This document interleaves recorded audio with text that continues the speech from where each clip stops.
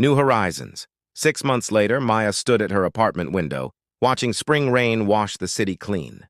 On her television, the news anchor's voice provided background to her thoughts. In continuing coverage of the Sinclair Solutions scandal, former chairman Victor Hargrove was sentenced today to 15 years for his role in covering up toxic contamination that affected communities across 3 states. The landmark case has led to a $500 million settlement fund for victims and their families.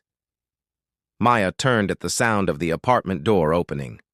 Elijah entered, shaking raindrops from his jacket, his left arm still moving with the slight stiffness that remained after the shooting. "The exhibition's all set up," he said, wrapping his arms around her from behind. "Opening's at 7. She leaned into his embrace, savoring the solidity of him. "Nervous?" "Terrified," he admitted with a soft laugh. "This project means too much." The gallery walls were now covered with Elijah's photographs documenting the Sinclair case, not just evidence of wrongdoing, but portraits of survivors, landscapes in recovery, the human story behind the headlines. Alongside them hung excerpts from Maya's book manuscript, the memoir exposé that had earned her a publishing contract and critical acclaim. "Your father would be proud," Elijah said as they stood surveying the exhibition before guests arrived. "Of all of it," Maya squeezed his hand. "I think he'd be proud of us." The journey from that rainy night at her father's house had been arduous. Elijah's recovery from the gunshot wound, the tense days as they worked with federal prosecutors, the media frenzy when the story broke. Throughout it all, they had rebuilt trust between them, slowly, deliberately, with honesty as their foundation. The gallery filled with people, journalists, environmental activists, families affected by the contamination. Maya found herself sharing her father's story again and again, no longer with shame but with understanding. He had been flawed, human, but in the end, he had tried to make amends. As the evening wound down, Elijah led Maya to a photograph hidden in a quiet corner, the two of them at the harbor at dawn, taken with his camera's timer during those early morning excursions. "Before the truth, before the pain, before the healing. Our beginning," he said simply. "One built on lies," Maya reminded him, but without bitterness now. "Yes," Elijah turned to face her fully. "But everything since has been truth, and I want all our tomorrows to be built on that foundation." From his pocket, he produced not a ring, but a key. "What's this?" Maya asked. "I bought the cabin." His eyes held both vulnerability and hope. "I thought maybe we could go there sometimes. To write, to photograph, to remember who we've become together." Maya closed her fingers around the key, then around Elijah's hand. The path that had brought them here was unexpected, painful, transformative. But standing in the gallery surrounded by truth finally told, justice finally served, she felt the last pieces of her heart realign. "I'd like that," she said, reaching up to trace the scar on his shoulder where he'd bled for her cause, for her father's redemption. For the truth! Outside, the rain had stopped. The city glistened under streetlights, washed clean like a fresh canvas. Maya thought of her father, of secrets uncovered and put to rest, of trust broken and painstakingly rebuilt. And as Elijah's arms encircled her once more, she thought of new stories waiting to be written, not with the ink of deception or the shadow of doubt, but with the clarity that comes only after weathering storms and finding sunrise on the other side. The future stretched before them, an unwritten page. Together they would fill it with truth, retry. Whispers of autumn. The coffee shop smelled of cinnamon and rain. Maya Sinclair huddled over her laptop, fingers hovering above the keys as if waiting for inspiration to strike from the heavens. 3 rejection letters from publishers sat in her inbox, each one more polite than the last. She tucked a strand of chestnut hair behind her ear and sighed. "Writer's block or bad news?" The voice startled her. Maya looked up to find a man with curious hazel eyes watching her from the neighboring table. He wore a weathered leather jacket and had the kind of smile that suggested he knew things most people didn't. "Both, I suppose," she admitted, closing her laptop. "How could you tell?" I recognized the expression. "I'm a photographer. I've captured that exact look 100 times. He extended his hand. "Elijah Vega." "Maya Sinclair." His palm was warm against hers, calloused in places that told stories of outdoor adventures and manual work.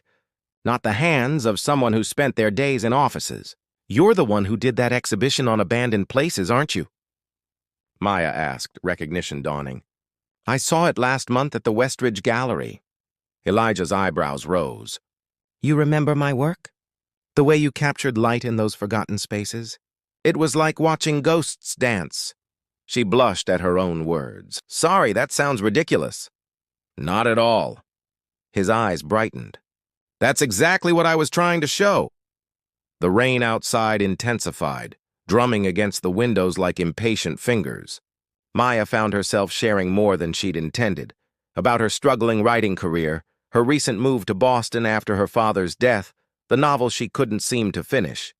Elijah listened with genuine interest, occasionally offering insights that surprised her.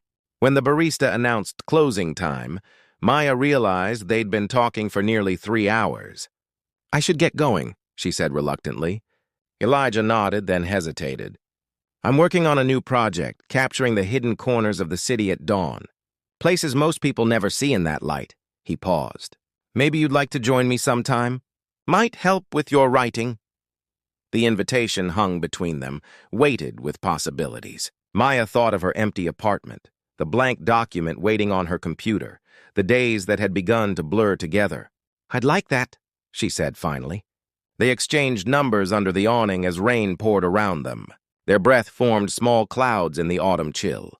Something about his presence made Maya feel both unsettled and strangely at peace. "Tomorrow morning? 5 a.m. at the harbor?" Elijah asked. Maya laughed. "That's criminally early." "The best light always is." His smile reached his eyes, creating small creases at the corners. "Trust me, it's worth it." As they parted ways, Elijah heading toward the subway, Maya to her apartment 6 blocks away, she felt something shift inside her. A door opening somewhere in the locked rooms of her heart. What she didn't know was that Elijah was carrying secrets of his own, that his interest in her wasn't entirely chance, that the photographs hanging in the gallery had captured more than abandoned buildings. They had documented a story he'd been piecing together for years. A story that unknowingly Maya was already a part of. And as the autumn wind scattered leaves around her feet, Maya walked home with a lightness she hadn't felt in months, unaware that their meeting would set in motion events that would change both their lives irrevocably. Fractured trust. The harbor at dawn was a world transformed. Mist clung to the water's surface as the first golden rays pierced the horizon. Maya hugged her jacket tighter, watching Elijah move with practiced precision, his camera capturing moments that existed for mere seconds. "Over here," he called softly, gesturing toward an old fishing boat. "The light's perfect." 3 weeks had passed since their coffee shop meeting. Their dawn excursions had become a ritual, Elijah photographing the awakening city while Maya filled her notebook with descriptions and dialogue fragments. Her writer's block had dissolved like morning fog under sunshine. "I sent the first 3 chapters to my agent yesterday," Maya said, perching beside him on the weathered dock. Elijah lowered his camera, his smile genuine. "That's fantastic. I knew you had it in you." Something warm bloomed in her chest at his words. Their hands brushed as he showed her the morning's images on his camera screen. The accidental touch lingered, neither pulling away until a seagull's cry broke the spell. That evening, Elijah invited her to his studio loft, an industrial space filled with photographs, half-finished projects, and the faint scent of darkroom chemicals.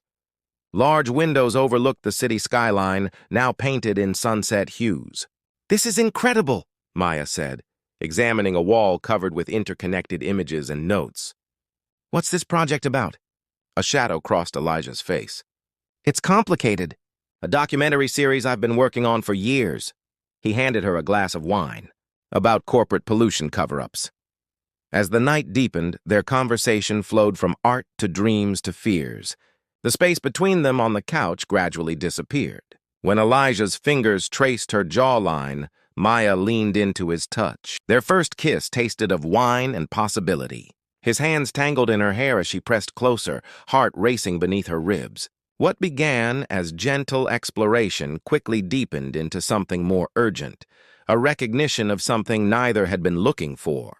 Later, wrapped in his sheets, Maya watched moonlight create patterns across Elijah's bare shoulder.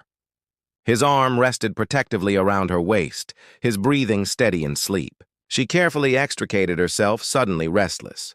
Padding softly across the floor, she returned to the wall of photographs. Something about a familiar building caught her eye. Her father's old pharmaceutical company, Sinclair Solutions. Her blood chilled as she examined the connections Elijah had made. Photos of waste disposal sites, medical records, news clippings about unexplained illnesses in communities near Sinclair factories. A notebook lay open on his desk. Maya hesitated, then flipped through pages of meticulous notes. Her father's name appeared repeatedly, circled in red. "What are you doing?" Elijah stood in the doorway, his expression unreadable. "My father's company." Maya's voice trembled. "You've been investigating it. Is that why you approached me that day? Was any of this real?" The silence stretched between them like a chasm. "Maya, listen. Did you know who I was when you sat down at that coffee shop?" Her fingers clutched the notebook. "Answer me." "Yes." His admission fell like a stone. "But it's not what you think." "What I think is that you used me." She grabbed her clothes, dressing with shaking hands. "My father just died and you're trying to what? Get information? Expose him posthumously? People were hurt, Maya. Your father's company buried evidence of contamination for years. My father was a good man." The words sounded hollow, even to her own ears. Maybe he was. Maybe he didn't know. Elijah reached for her. "But I needed to find out. And then I met you, and everything changed." "Save it." Maya pushed past him. "Whatever this was between us, it was built on lies."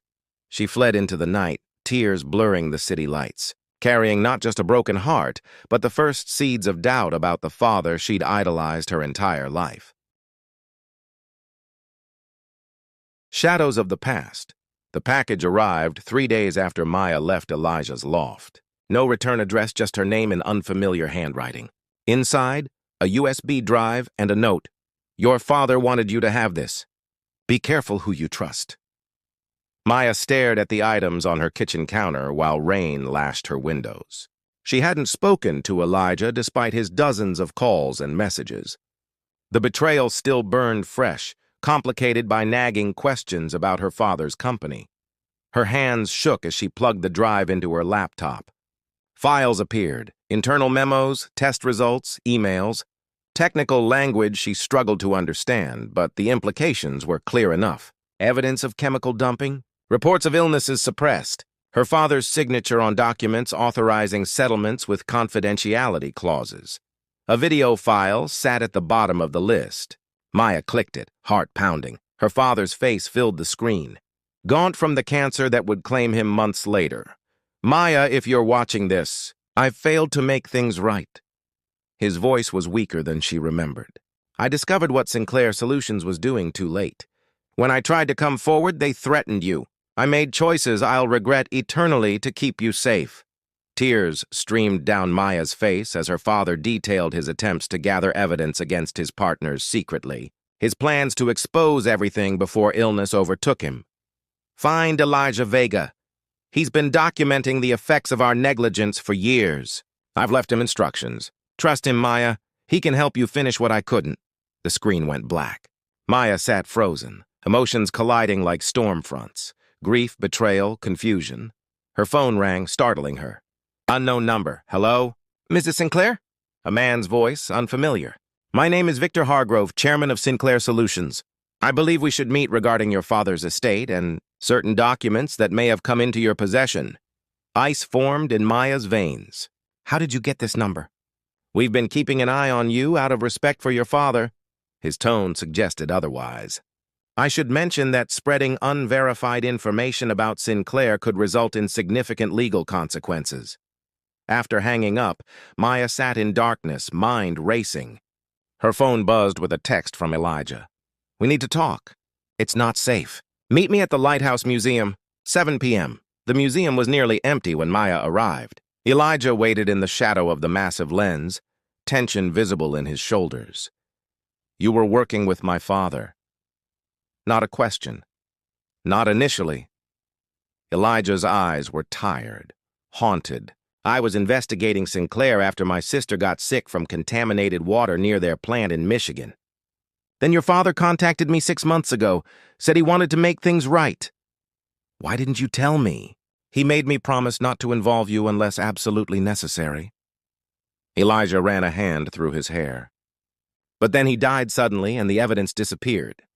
I had to find out if you knew anything. And then you slept with me, Maya said bitterly. That wasn't planned. His voice softened. What happened between us was real, Maya. I should have told you everything sooner, but I was afraid of losing you. You lost me anyway. I know. Elijah stepped closer. But right now we have bigger problems. Hargrove called you, didn't he? They're watching you, and if they know you have those files... As if summoned by his words, the museum door opened. 2 men in dark suits entered, scanning the room methodically. We need to go, Elijah whispered, taking her hand. Now. Part 4. Breaking Point. The cabin in the White Mountains had belonged to Elijah's grandfather. Miles from the nearest neighbor, surrounded by dense forest now blazing with autumn colors, it offered both sanctuary and isolation. We should be safe here while we figure out our next move, Elijah said, lighting the wood stove as night fell. 4 days had passed since their hasty escape from the museum. 4 days of back roads and burner phones, of Maya trying to process her father's secrets while reconciling her complicated feelings for Elijah. I called my friend at the Justice Department, Elijah said, joining Maya at the rough-hewn table where she'd spread printouts from the USB drive. She says there's enough evidence here to open an investigation, but we need to find the original test results your father mentioned. They'd be at the company headquarters or my father's home office. Maya rubbed her temples. Both impossible to access now. Not impossible. Just dangerous. Elijah's hand covered hers briefly. Your father died trying to expose this. We owe it to him to finish it. The cabin creaked in the wind as silence settled between them. Despite everything, Maya found herself studying Elijah's face, the determination in his eyes, the gentle strength in his hands as he arranged documents. The betrayal still stung, but beneath it lay understanding. He'd done what he thought was right, just as her father had. That night, when nightmares woke her gasping, Elijah was there. His arms encircled her without presumption or demand, offering only comfort. I'm sorry, he whispered into her hair. For everything. Maya turned to face him in the darkness. I don't know if I can forgive you yet, but I understand why you did it. Her fingers traced the contours of his face, memorizing by touch what her eyes couldn't see. When his lips found hers, the kiss was different from their earlier passion. Tender, questioning, seeking forgiveness. They came together slowly this time, each touch an unspoken conversation, each sigh a step toward healing. In the aftermath, tangled in blankets as rain drummed on the cabin roof, Maya felt the first fragile strands of trust beginning to reweave between them. Morning brought clarity and resolve. I know where the rest of the evidence is, Maya said over coffee. My father had a safety deposit box. The key was always on his keychain, but after he died, I couldn't find it. Hargrove might have it. Or it's hidden somewhere in my father's house. Maya took a deep breath. We have to go back. The drive to Boston was tense, both scanning for vehicles that might be following. Maya's childhood home sat dark and empty, preserved as her father had left it. They searched methodically. Bookshelves, desk drawers, hidden compartments in antique furniture. Nothing.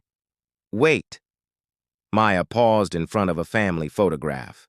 My father always said memories were the most valuable things we keep. Behind the frame, a small key was taped to the backing. They were heading for the door when headlights swept across the windows.